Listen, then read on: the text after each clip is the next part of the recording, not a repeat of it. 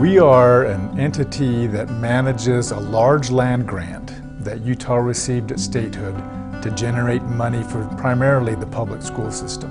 Utah received 11% of the total land base of the state as a land grant for public education. Many of them were sold off in the first 20 or 30 years after statehood, and the proceeds from the sale of those lands were deposited into a permanent school trust fund so that it was a perpetual benefit to education, not just a year-by-year benefit. For the first 100 years after statehood, Utah had only socked away about $50 million in its permanent trust fund. And it was at that time that the school beneficiaries said, this is a resource that is too precious to squander, and it's been wasted for a century. Let's really put it to work. And so they prevailed upon the legislature to change the statute, to create our agency and give us a focus of generating revenue from these lands. And the result has been $50 million in the first century, $1 billion in the next 15 years. So it's made a substantive difference. It's made a real difference.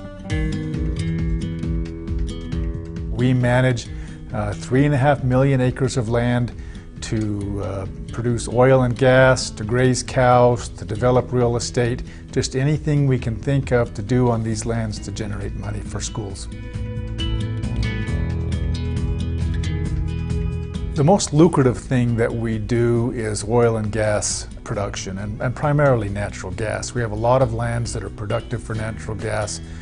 We've gotten people that have come in and leased the lands, they've drilled them, they're producing the gas and selling them, and then we receive a royalty from the sale of that gas. It's a tens of millions of dollars a year income source for us. We have a very aggressive real estate program now where we partner with private sector development companies. We provide land, they provide capital for infrastructure and marketing. We develop subdivisions and commercial buildings, and then we sell them, just like any private real estate developer would do, and split the proceeds with our partner. Over the course of the last 10 years, we've generated about $250 million by doing that.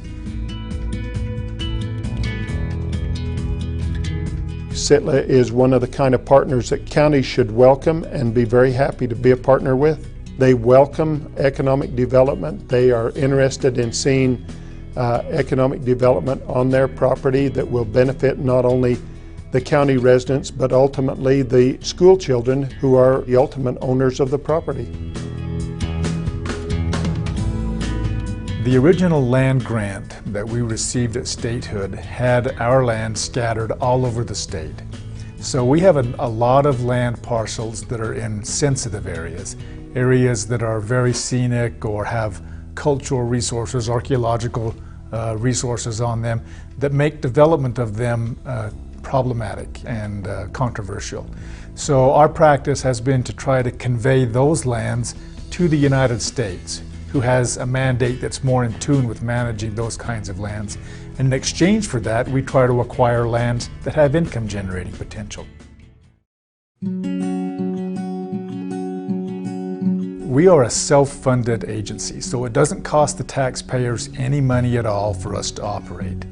At no cost to the general public, we manage this land grant and we generate millions and millions of dollars for public schools, for public education. The distribution to the schools is based on the size of the schools. So larger schools in a district receive more money than the smaller schools.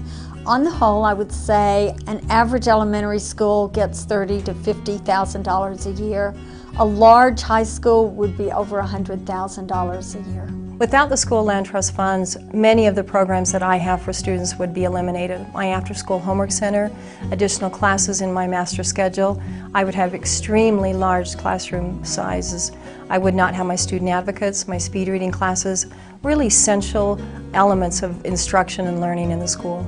It's an incredibly valuable source of money because, for one thing, it focuses on local needs, and that really is the only money that the school has on site that's discretionary for them to use to benefit those particular children that they have responsibility to educate. It's the extra money that buys the computer labs, that provides for the after-school remediation, that provides an extra aid in a classroom to help every child learn to read. The math tutors, wonderful science labs are all over this state because of the trust land money. It's an effective process of how the trust lands are targeted towards the academic needs of the school. The school community council looks at data, and they will often have teachers come in and present. They will then determine what's the priority in the school for their funds.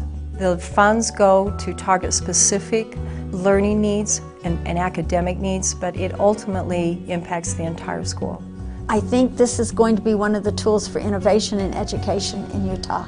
Many other states are coming to Utah to find out about our program to try to implement something similar in their state. It's because of the innovative things that are occurring in the classes. We have a very defined set of beneficiaries that we have to manage this land for, and they're the only ones that can receive the benefit. Our vision is to become an increasingly significant part of the funding of education in Utah, and we think we're on the road to do that.